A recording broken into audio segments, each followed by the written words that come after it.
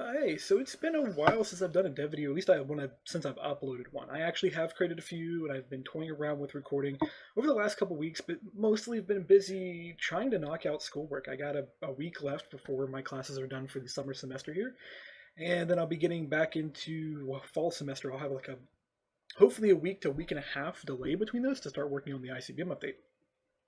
But unlike what I said here on Twitter, I was going to take this whole week to work on schoolwork.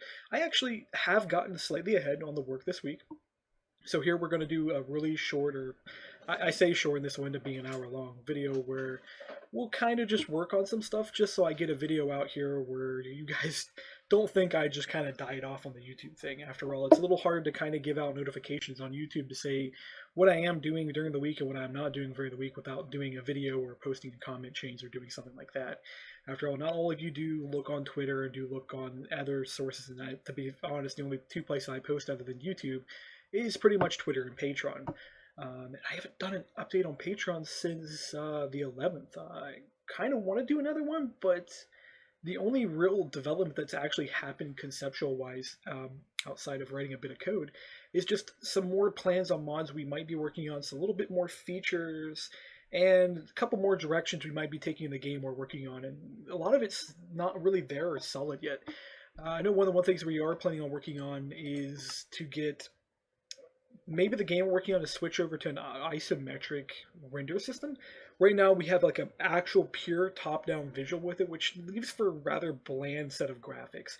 I'll show that off one of these days and kind of explain why I'm going with that direction. And I kind of want to keep the bland graphics because it does play a little better on phones, it does play a little bit better on smaller devices, but it doesn't look good on a PC. Like that flat top-down graphics, like if we go do this, for example, you don't really get a lot of detail. Of course, we're getting some detail because, well, we are in a 3D world and etc. So I kind of want to do isometric. It won't be three-dimensional. It will still be two-dimensional, but it'll be rendered in such a way that it will give the illusion of 3D and will pop a lot of more detail out of the game. Outside this, we have been discussing different possibilities to do with ICBM. Some people have been suggesting things and bringing up some concepts. Alex has, of course, have been offering us quite a few more concepts and, of course, making a lot more models for the ICBMs. The large missile is getting really close, or rather the 30... No, wait, so we just added the 30. No, we added the 16. So we got a 16 tall one. He's working on the 32, which will be the large. And he's been doing a lot of good detail with that. That will get done eventually, although we're still not finished with the medium yet. Although I would show that off here in this video, but I don't have ICBM loaded, I think. Actually, I do have ICBM, but just go ahead and pop this down. Just for those who aren't familiar with things, can at least see the render. Of course, the medium is 16 blocks tall. The item, of course, is only 2 meters tall, just to kind of fit with the Minecraft logic. But for this video, we're not going to get into ICBM. We're not going to get into a lot of other things, because I know there's a lot of other mods I want to work on. I did do a couple development streams over the past week or so. We worked on some more bucket types. There's going to be a stone bucket mod coming out and an obsidian bucket mod coming out pretty soon. I know you guys don't really care about the single block mods. But we make those so that people have more immersive items to play with, and it fits a little better in mod packs and stuff. So I'm hoping with the stone buckets, obby buckets, and a few other ones, we're going to do some clay ones. There's a lot of different bucket types I kind of work on, because it's a really easy mod to work on, and I'm hoping a couple of the developers will pick up the concept I'm heading for, and will start to make a lot of their own bucket types as well, and a lot of container types. Because it's not just limited to buckets. If you want to make fluid cells, it works for that one. If you want to make, say, like a pot, or even like a kettle or something, the code does support that logic. It simply looks at it, instead of saying it's a bucket, it's a container, although the code does say bucket on it. It looks at it as a fluid container that you can right-click into the world. Which, do we even have this mod in here? I think I have it under one of these tabs. Yeah, here we go. So we got like a bucket here, and all it cares is that you can right-click in the world and pick up fluids and place fluids and stuff like that. It doesn't care what it looks like. It doesn't care how it behaves internally, and offers full support to do all kinds of things. Like, for example, wooden buckets catch you on fire, but obsidian and metal buckets do not catch you on fire. Anyways, that's not the plan on this episode. What we're working on is this stuff. Now, these blocks look a little funky, but right here, before I went out and ran some errands for the day and worked on schoolwork, I started working on a special block render for the client commission wall blocks. As you can see in my inventory, they don't really look like anything. That's kind of what they're supposed to look like, and we're trying to program some damage render on here. The ideal is that as this block gets damaged, it'll start to look more and more broken and cracked and everything else. I've started with the prefab basic code for this, and eventually this will be broken out to JSON, so that way you guys who want to do content creation for your own mod packs and stuff can come in here and go, okay, I want a block that does something similar, but maybe it doesn't damage icon. Maybe I want to do, okay, a different rune on the face of it if you put a magic spell on the block or something. That's totally something this will do. And the ideal is you would come up with a JSON object that would go, I want to render an overlay over this, and I want to render it maybe like 0.1 blocks. So you see like we have a slight difference here. This is to prevent Z fighting. I don't know exactly what the limit is on it. Right now I've got 0.01, which looks just fine. Leaving it defaulted also seems to work. I didn't notice Z fighting, but I do know in some of the newer versions of Minecraft, the Z fighting becomes more and more obvious when you start working with this. You can also see a slight pixelation gap right on the edge though. So I might want to increase or decrease or whatever with this edge. Another thing is I gotta fix the item render. Seems like the item render isn't quite lined up yet. So that is something I do need to adjust here. I think I was heading the wrong direction. I think I want to go -1 with this, and then 0.9 with this one, and I think that'll fix it. Oh, that's just... yeah, you can end up with some really weird shapes when you're messing with this stuff. So that's the Y. Oh, I'm messing with the X component. That's the reason why it's not working. So I'm pretty sure it's 0.9 is what I want here, because this still gives me the length of 1 between these two, and that works out well. And this is an example of where I really need to do JSON code for this type of stuff. Yeah, that looks perfect. See, if you look at the grass block, which is the default vanilla block here, and you look at mine, they look perfectly. They're just apparently down by a 1/10 of a block in the inventory, which you would think that this method would be pre-aligned for that behavior, but it's not, and it's okay. It works out just fine. So the next step we want to do is we want to work on this here. So we do want a condition to trigger the rendering on here. By default, we want to go, okay, if... Well, actually, we need to get a tile entity. So we want to go tile entity tile equals access.get tile entity at x, y, and z. So this is our client-side tile entity, which we haven't synchronized HP, I don't believe. So we're not going to get any result out of this for starter, but let's just get the code initialized out. So we want to go if tile entity is an instance of I tile node host. So we want to get the tile node host from it. Of course, we want to go, okay, if tile entity get tile node is an instance of tile node wall. Here we go. And we're just going to leave it so that way, if it's not an instance of it, it's just going to render a standard block. So we got our standard block render up here, which works just fine because it's rendering our thing here. And then what's rendering the vines here is down this code down here. And this is where we're going to have to toy with. Now, I've already got it set up so we can render each face. I've already got it set up so it'll detect if it needs to do sides. The standard render block does this automatically for you, but the reason we have it separated out is it's a lot simpler. You don't have to toy with lighting. You don't have to toy with rotation, a lot of other things. This code was pulled from the Basic Industries simplified machine, which are just dynamic machine, which has a very simplistic render system to it. It doesn't do lighting and a whole bunch of other stuff, which makes it work actually a lot better. Although I have a feeling I'm going to have to come back through and do lighting on it to handle modded logic and behavior, because there's a couple mods that do weird lighting things, and you kind of want to implement the vanilla behavior of lighting for that, just in case they do that kind of stuff. But that's something we will deal with later if we ever run into it. So we get the bounds set. So let me actually move the bounds up here to the top and go ahead and document this. So extend bounds to avoid Z fighting. By the way, for those who don't know what Z fighting is, it's a depth check. So from my camera looking forward is the Z axis.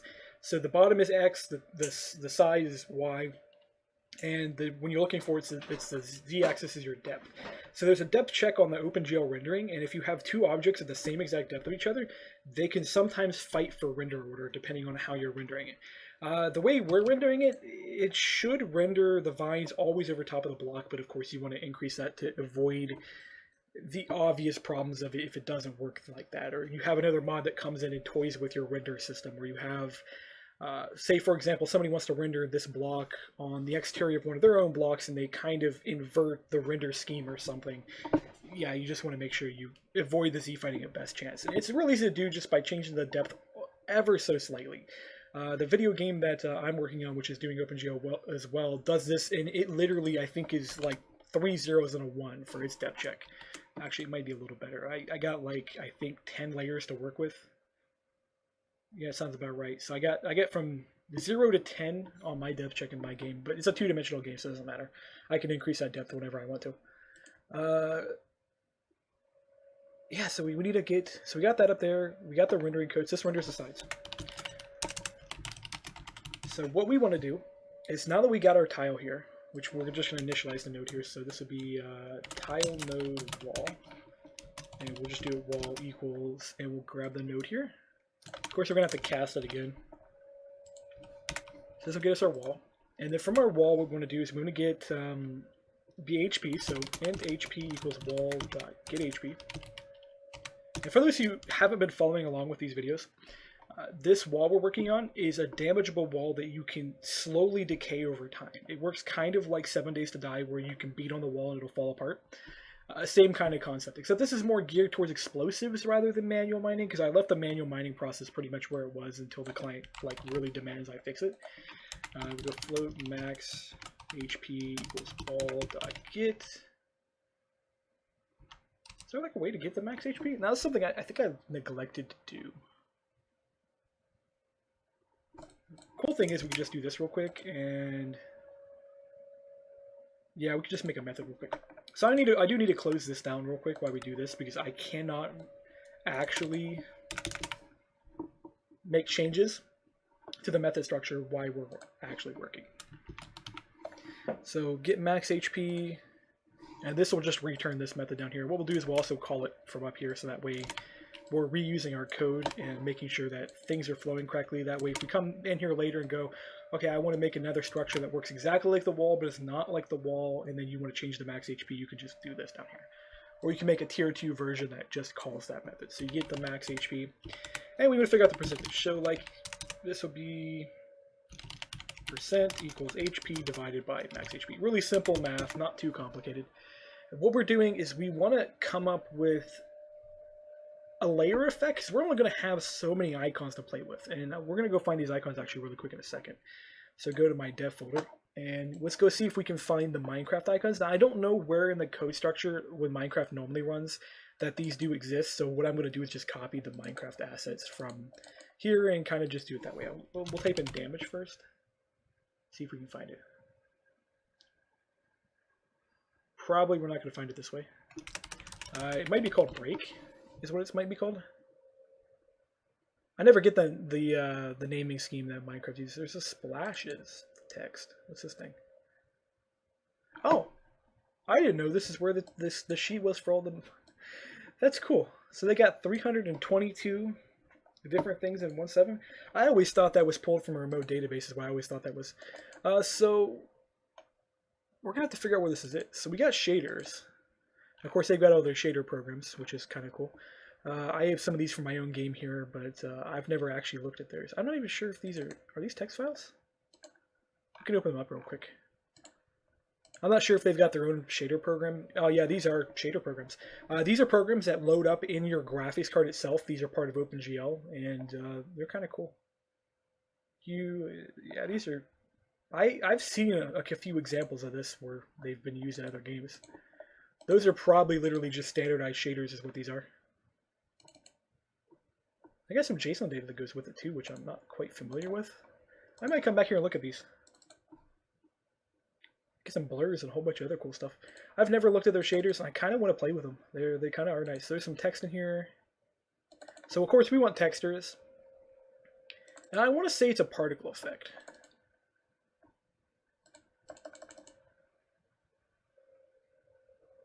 I mean, that sort of looks like what it is right there. That doesn't look quite right either. It's hard to tell what some of this stuff is. Those are the particles. They got a Mystic effect, so there's like the pumpkin blur. Shadow effect. I've used this one a few times in various other mods. Okay, definitely not the map. Items, GUI font, environment maybe. Rain, snow, clouds, moon phases. It's been a while since I've been through this folder. It probably is sitting in blocks then. Yep, right here. Here's all the destroy stages. With them being this way, this means I can technically Actually, you know what? If these are listed the way they are, let's grab this real quick.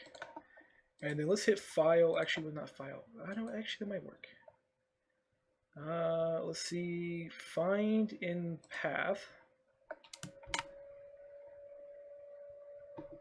In project. It's not finding anything. Open find window.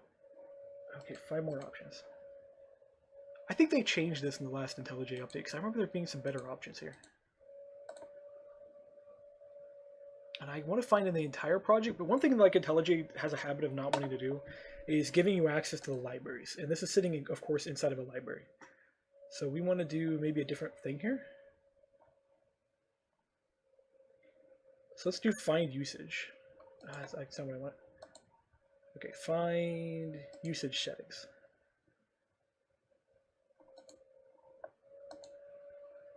Okay, that didn't result in anything for some reason. Find usage in the file, maybe? No, that's still not working. I think there's an error going on in the background here, because I know one thing IntelliJ has a very bad habit of doing is if it errors out, it flat out won't tell you that it errored. Like, you're supposed to get like an event log down here where it'll tell you like, hey, something's wrong, or messages maybe, but you won't find anything in the messages if it errors out. I had a serious problem like a while ago where IntelliJ literally was erroring out of the file path, and it took me 2 days to find the problem, and because IntelliJ wouldn't give me any kind of feedback on what was going wrong. And I can't find it, so it's like, there is a find in paths. Search structurally maybe? Let's try this. This pattern is malformed, does not contain anything in the selected scope.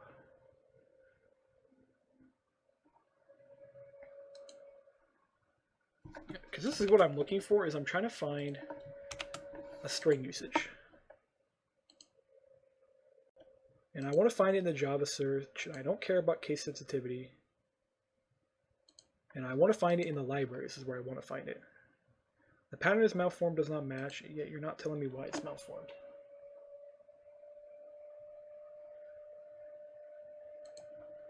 Yeah, I think you have to put like regex up here, which is what I think is failing.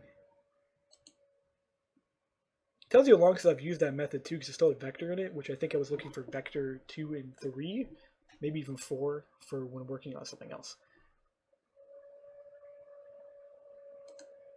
Okay, so I don't want to find in here. I want to find over the entire path. Let's try find in path again. That's just if we put the story in there. See what we get. This is going to find in our own scope.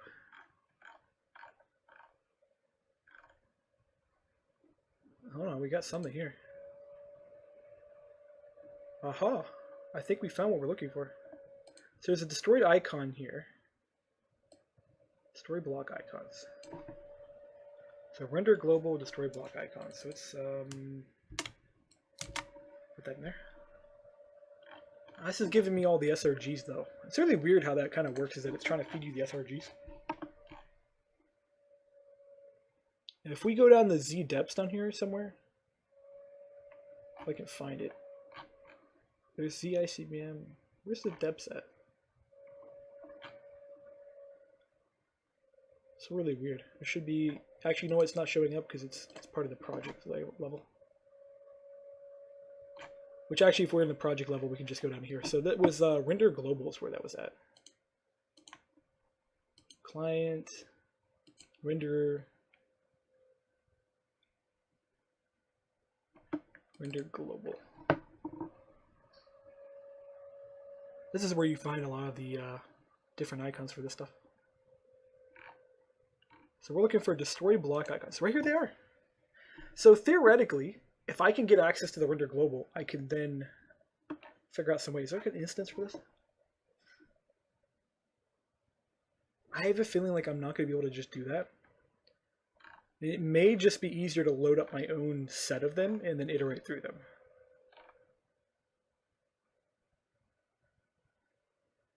I think if I just call Minecraft.renderGlobal, this might work. So you can call Minecraft.getMinecraft.renderGlobal.get draw block damage texture. So there's a tessellator for it.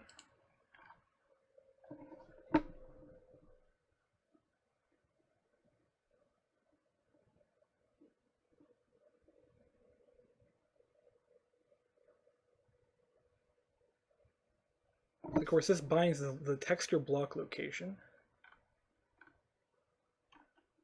I could reflectively access it, is what I could do. I can also, if I really, really want to, go make an access transformer, which is a really cool, fancy method of just saying, Forge, can you take this filled, and instead of it being private, can it be public? That's something I can definitely do. I'm going to do reflection in this case. And what we're going to do is we're going to come up to here, and we're just going to give ourselves an array, damage icons. And we're going to say, okay, if this array is null, then we're going to reflect into our system and actually get access to what we want.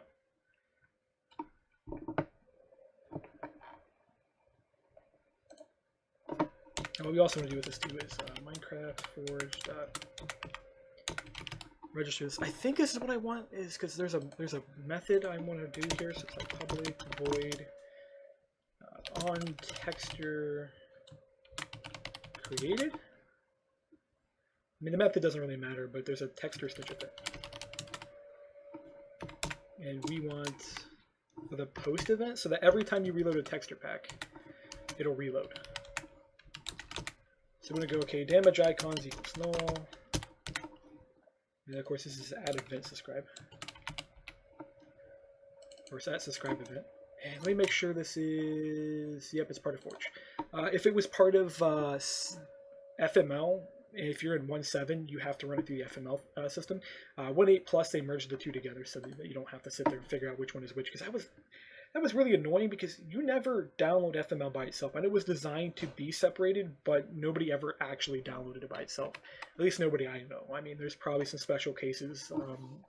For example, I think Sponge maybe does it, because they have their own standalone version that's not Forge dependent. So what we want to do in here is we want to populate it. So we want to grab this little system here. So this will be, we want our object. We need our class file more particularly. This will be filled equals render global dot class dot get filled, and then we want a particular field. So let's pop over here. We want an array of icons. So it would be destroy blocks. I think this doesn't change, but what I actually want to do here is I actually want to run it through the render utility. Not render utility, reflection utility. That way I can pass the class in. Then we can pass in exactly what we are looking for. I'm going to put two references there, because one of these is what you want, and the other one's your backup.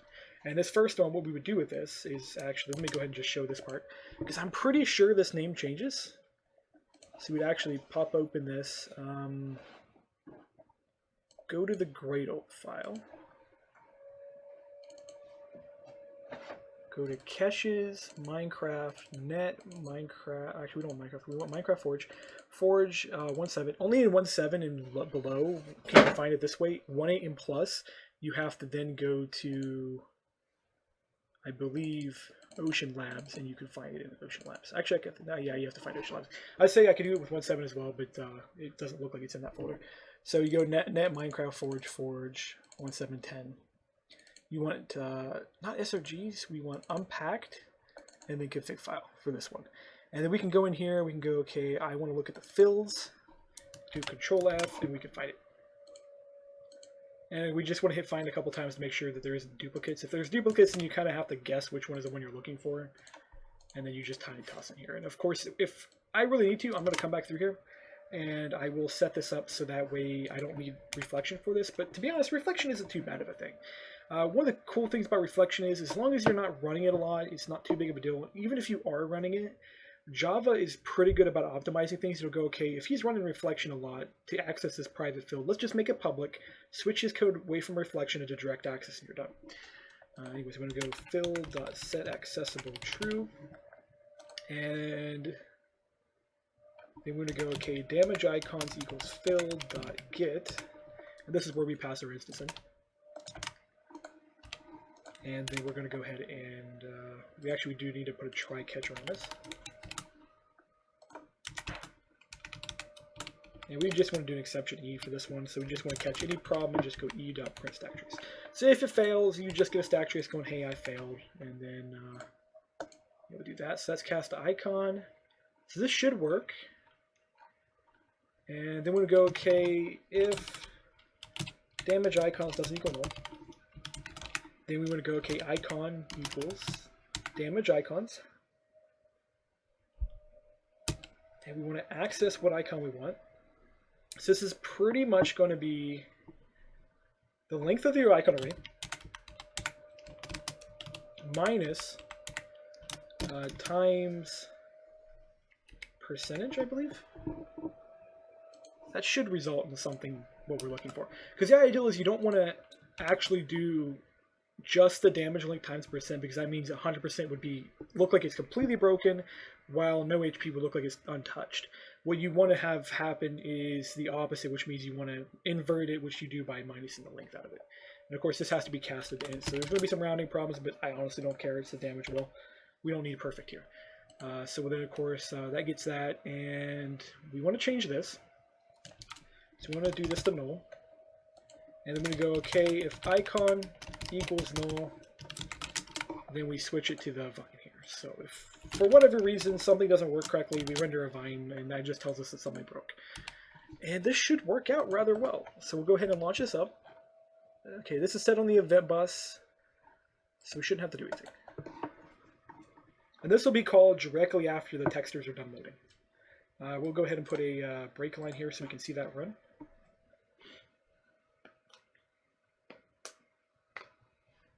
This also means that if somebody extends the damage icon array or does something else weird, we gain that full damage array, and we gain whatever texture pack is running for damage.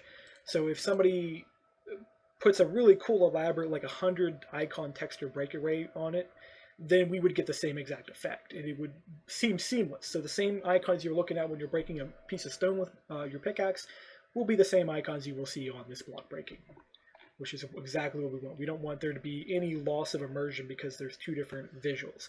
This is the reason why I really wanted to avoid making my own copy of the break textures, because if I did that, then if somebody made a texture pack, they would have to make a texture pack for my break icons as well, which would, in most cases, not be ideal.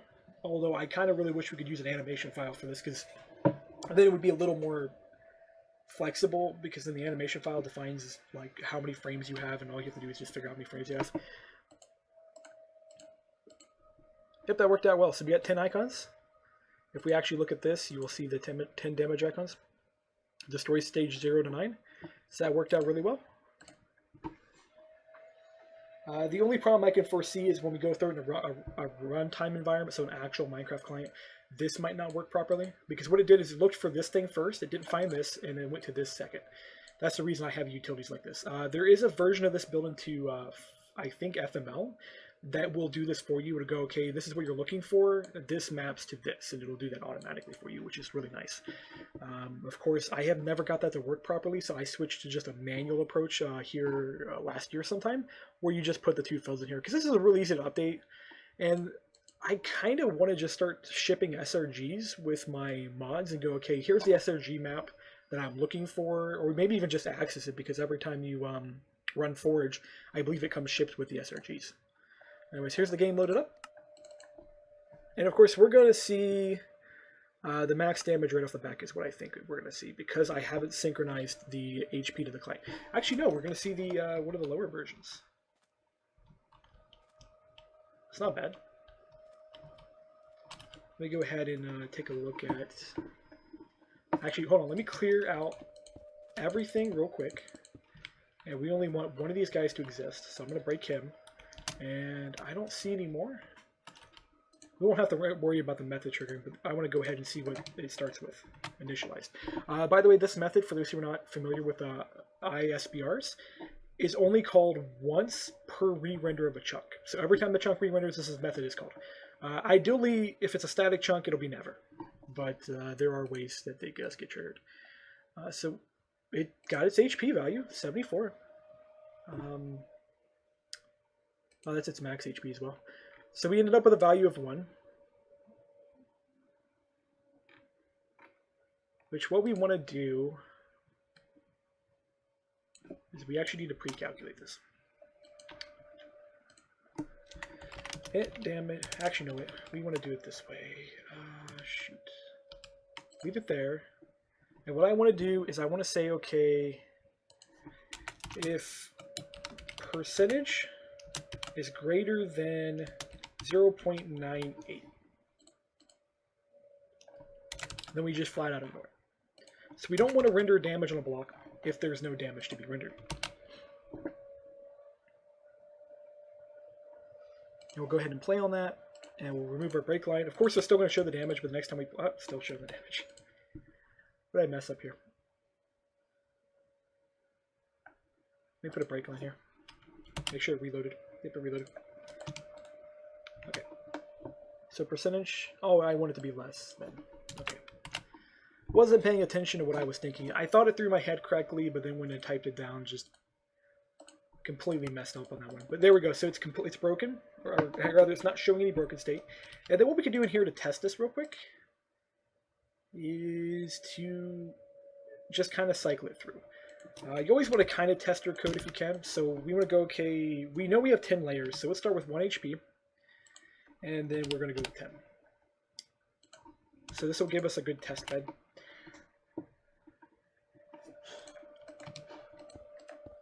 Yep, completely broken. So that is pretty much what the wall is going to look like if you have nothing, pretty much. And we can sit here and cycle this through, and we can look at pretty much everything. And if you update any blocks next to it, it will pretty much change as we go. I'm going to go ahead and skip to like 5 to see what the middle texture looks like. If you update a block next to it, see it re-renders. Oh, I got a little bit of a shadow problem there.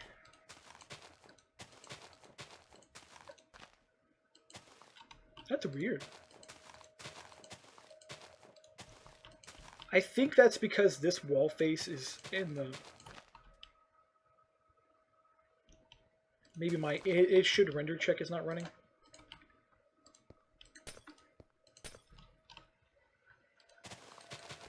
Does it actually get affected when you put glass next to it? It actually brightens up when there's glass next to it.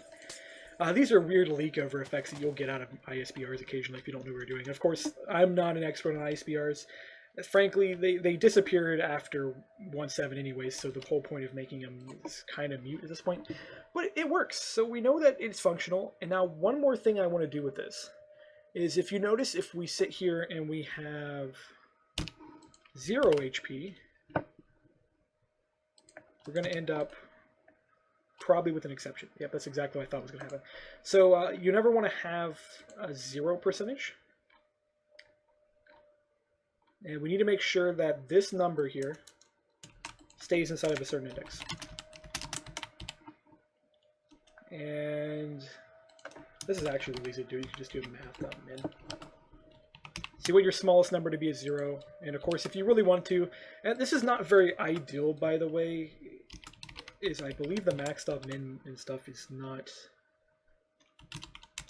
the greatest to use. I don't remember how resource intensive it is, but actually it shouldn't really be resource intensive because it should just be an if method. Yeah, it's just an if method. I was like, I think I'm thinking of lambdas or something.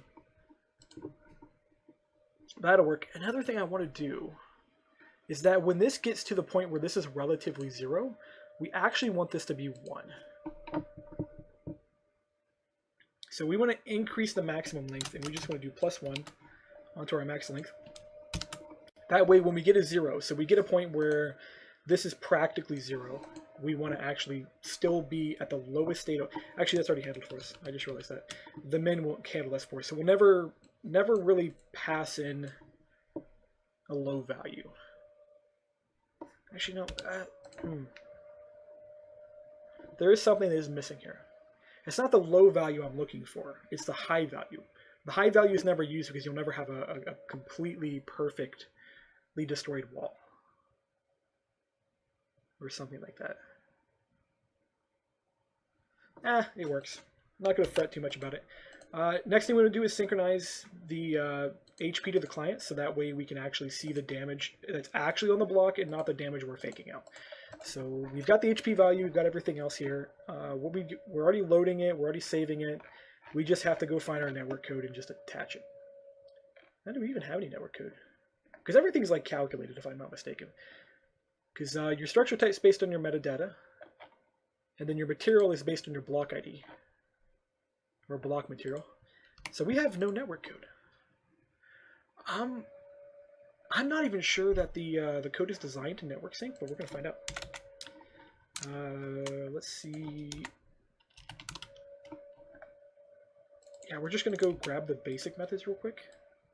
So these, by the way, are not part of 4G's are methods I've actually created for reading and writing network data to simplify it. Makes life so much easier when you don't have to really worry about anything. Now the problem is I can't remember if these will actually function properly without the tile being updated, because this is a non-update driven tile. Right here we've got the tick rates turned off. That way you don't get a latency problem. Really quickly do this. Now I know there's nothing in the super for this, but in case we ever come back through here later and decide to say synchronize some kind of data in the super, for example, what player owns the block, that would be something useful. Right now we just want to synchronize the HP. So we want to go HP equals buff. And we are saving the HP as a float, so we want to go read float. And then on this, we're going to go buff.write float. There's some people that have got like really fancy versions of this, by the way. One of the things we used to implement in 1.6.4 Minecraft when I was working with Calculavia, we had an annotation-driven version of this that would build out packets. I ended up getting rid of it because it did actually significantly affect performance. Until you kind of mapped it out properly, there was like a way you could make it work where it did not affect things. But it felt like lazy programming. This is pretty easy. You just go, okay, here's my first thing I'm reading, here's my first thing I'm writing. And you just repeat that cycle. You just add more and more stuff to it. It doesn't look very good, but it works. It's not very hard. So that'll network sync, theoretically, and all we gotta do is just sit here and shoot at the walls, and they should take damage, and we should be able to see the render, and I knock another thing off the list. It's actually something I probably should charge my client for, but I threw it in for free because it's kind of cool. I've never done this before. I've never actually had to make a damageable wall this exact way. Now, of course, I've made some pretty cheaty ways of doing this. Like I had a Tezer back in 1.5 that did this. So all it did was render a block, and it was really laggy. That's the reason why you don't see any of my mods have that. Is that was the only way I thought I could do it. And here, a couple years ago, I realized that I could make an ISBR to do this, and I just remembered that that was a thing. So that way, when a client here asked me, I was like, oh yeah, I know how to do that. I threw this up here. There's a couple other ways you could do this as well. There is world render events, so theoretically I could put break animations on any block in the game with the world render events. I actually have been considering the possibility of doing something like this for ICBM. Although to be built into Volt's engine, it won't be part of ICBM itself, but you would have a data map that go, okay, here's the amount of damage that's sitting on this block. That way explosives are a little bit more realistic. You don't have an explosive that always kills a block or always doesn't kill a block, because that Boolean effect is kind of... You want something more analog. You want something that has like a scale that goes between 0 and 20 that goes, okay, I'm like 10% destroyed, 30% destroyed. That way when somebody repeatedly hits your base with explosive, it will actually physically collapse. You don't have to have this weird tier progression that goes, okay, I guaranteedly blow up your wall, because that leads for a rather poor gameplay. It's the reason why I like some games more like 7 Days to Die that actually have that type of effect built directly into the game. And we screwed something up. Array index out of bounds. Oh, -1. Made a mistake there. This is actually, I also inverted this too, so we actually want this to be min, and we actually want this to be max. This is what happens when I'm sitting here spending too much time talking and not enough time thinking. Oh well, should launch up, we should get it working this time. Yeah, it'd be kind of really cool though, is to get like break animation and a few other things built into the game. There's a few mods that have tried it over the years. Almost all of them that I've seen only keep track of so many blocks with damage, which is something we could actually do. One of the things I could do, instead of building a huge data map that takes up so much RAM, I could go, okay, let's keep track of 1,000 blocks. Because that would be, let's say 4 times 3, that'd be 12, so that'd be, let me pull a calculator here. I've never been good with my memory when it comes to doing math here, but if I recall right, it's 4 bytes for an integer. I feel like it's actually 8 bytes. Well, we'll do 4. If somebody realizes I'm making a mistake, just correct me. I'm not too against it. But this would be about roughly the amount of RAM you would use give or take a bit for the class structure and everything else. So actually it would probably be a little higher than this, which means, well, actually we wouldn't be using that much. It'd be somewhere around 20 kilobytes is what we would end up using for 1,000 block damage. And of course, if you want to do that to like 10,000, and I could make it scalable. I could go, okay, here's a config file here. You can figure out how many blocks you want to do. The only downside would be is that it would actually be slightly CPU intensive because you would have to go through this list and slowly kick blocks off of it every so often. So you would have some kind of decay system to go, okay, I've damaged this block, but after 20 minutes the block turns to a completely solid block because we'll say like weathering effects or something. This is the reason why I kind of want to just do a damage map, and you guys, I've seen made a couple episodes already explaining how that would work, where you would have this map that would do damage and everything. That is showing as fully broken. So let's go ahead and we want to see what the I value is for this. So go ahead and place this. And we ended up with 0.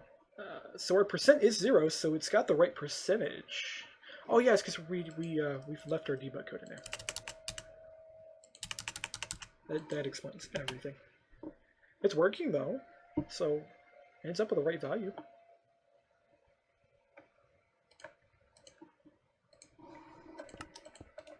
There we go, completely functional. And let's go ahead and do this. So that should be a damage block. But I'm not seeing network syncing of that. Actually, you know why I'm not seeing a network syncing of that? Because every time we set it, we did not send the data. Oh, this is going to be interesting. Because I believe... Oh, yeah, here's a reduce up HP. So what we need to do is go send description packet right here. The only bad thing about doing it this way, this theoretically means a single block can send an infinite number of send description packets as long as this is called an infinite number of times. So there's no way of queuing packets quite right. I think what I need to do is here later, create a way that I can queue a update call on a block that goes, okay, on the next tick, send a description packet. That way it doesn't matter how many times you call this, it would guarantee the system. Now, in order to do this with a normal block, by the way, say if we created a furnace, we would just go into the update method and go, okay, next tick, send a packet. But because this block is a non-updating block, we cannot use the update method because it never gets called. So, yeah, we'll be fine. That'll work. It'll get me going, and then what I'll do is I'll just go, okay, to do find way to fire only once. There we go. So that way we're not firing it too many times. But that should do the trick. So that way when I shoot this next tick, it should synchronize. Oh, should is the key question here. Let me check to see if these two are being called. Okay, write description packet has been called, so we know it's writing the description packet. It is reading the description packet. You know it's also not doing? What we want to do is we're going to go, okay, float old equals HP. And we want to go, okay, if math.absolute old minus HP is greater than 0.001. So we'll say if there's a significant difference between the old and the new, then we'll go ahead and update and re-render. So we want to. Is there no method for this? Wow, there's just no easy method for this. I have some easy methods in some of my other tiles, but this is a rather new tile system we're using. So the old system was the tile block system. This is now the tile node system, is what we're actually working with. Hence it's called a tile node wall. The nodes are designed to be a lot more flexible, and they're actually designed to get to a point where they no longer depend on any Minecraft code, which is the reason I've been working on them. But unfortunately, they're missing a lot of crucial pieces. Like I can't just call re-render, I can't just call update or something. There's no method for that, which means I have to come through here and actually implement those. I got to implement those on an API level too, which is going to suck a little bit. Although I guess what I could do is just go, okay, world.re-render and then pass in a block ID, and that would work perfectly fine. So we know that if this gets called, it should work now. And the reason I can prove that how that works too is if I click and break the block next to it, it re-renders. But what we want is we want it to re-render every time it synchronizes data. So there we go. See, it breaks a little bit more. And it's going to break a little bit more each time you shoot at it. And it's kind of nice. I like it. It's a really good indicator that it actually is taking HP loss. And eventually it'll get to a point where it'll drop here. I haven't been counting RPGs, but this feels like a bit more than it should have taken to kill this. Although we haven't been directly hitting it. Still a bit much. I think something got changed on the resistance values. Because this should have exploded by now. Because I'm pretty sure it was... oh no, we're shooting at metal. It's 5 RPGs for a stone, 1 RPG for a wood, and I believe the metal is like 15. Yeah, it's definitely like the 15 range. There we go, it broke. So that works out really well. That's not too hard. That was actually a lot simplistic code. The only difficult part about this whole process was just kind of thinking through everything. Just kind of going, okay, this is kind of how we wanted to do it. Because a lot of people would come into this, and if they didn't know like something like an ISBR existed, their first thought would have been to use a Tether or a world render event. Both of those are bad on the FPS because they re-render every single tick. And what you want to avoid when making a mod for Minecraft or making anything for any kind of voxel game is avoiding re-rendering your world as much as possible. Because when you're doing that, you're sucking up the FPS that you could have been using for rendering entities, particle effects, different animations and actions for the player, like doing this and stuff. This has to be re-rendered every single tick. And if you're doing that for, like, say we had like a wall of these, because I guarantee somebody when they go to build a base and they want it to be indestructible, is they'll build this huge wall, and these are actually not walls, by the way, these are floor tiles. But they would make this several blocks thick, and there would be a ton of these. So like, you'd go, it's only taking a couple nanoseconds to re-render this, but then you take a couple nanoseconds times 1,000. Like, the good indicator when you're making something for Minecraft is always expect the player to build 1,000 of your object if it's simple to get. It's only when you start getting objects that are a lot harder to get your hands on. Like, for example, let me pull out Icy Beam. Icy Beam is a perfect example. Like, I expect with a rocket, if somebody's like aggressively fighting somebody else, there could be easily 5,000 rockets in the air. When it comes to small missile, maybe 100, 200. Medium missiles, maybe a dozen. Or standard missiles. Medium missile, maybe like 2 or 3. If you got more than 2 or 3 of these in the world, this is like a serious attack. But these guys are actually complicated renders. But they don't affect the render time, if I can actually hit F3 here. See, you don't see any FPS drop until you get like dozens or dozens of these into the game. It's a good scaling point. So like something with a block, just remember a couple thousand is what somebody may actually build with your block, and therefore you want it to render as fast as possible. Other than that, we're pretty much done for this video, and I'll catch you guys later, and hopefully I'll be able to get more of these videos out. It's been a little bit hard with all the schoolwork lately, but next week I have nothing but exams to do, so I'm definitely going to try to get some more videos out that week. And the week following that, unless the dentist completely screws my teeth up, because I'm going to get this filling in the back of my mouth filled, so that way I no longer feel like somebody's taking this clamp and trying to crush my jaw with it. If I don't get screwed up by that, then I'll definitely be making a lot of videos that week working on ICBM, and I'm hoping to get some all to creators videos out here. So I have recorded quite a few episodes for all the creators, but I've been having difficulties editing them. So every time I go to put the pieces together, and I'm using the really simple software. So I got this software, if I can pull Steam up. So if you go to software here. So I use Evan Mux to do a lot of my video editing, because it's really, really simplistic. The problem with it is when you're taking TS files, which are basically really low-grade CD streaming files, and you try to put them in this and you try to combine them together, the audio slips. And it slips by a significant amount. I got one that is off by 35 seconds, and I can't figure out how to fix it. So I'm going to have to load them all up into Adobe and try to edit them that way. Unfortunately, Adobe takes forever to render on my computer. So eventually I'll get them edited, eventually I'll get them uploaded, and I think I have like 3 to 4 episodes waiting to be uploaded. I think I have a couple more dev videos that need to be uploaded too that actually just need to be edited and a few other things. We'll get those thrown up, and of course I'll make sure to backdate them correctly so that way they order inside YouTube properly, and a few other things, but nothing to worry about. Other than that, that's, yeah, see you guys, and yeah.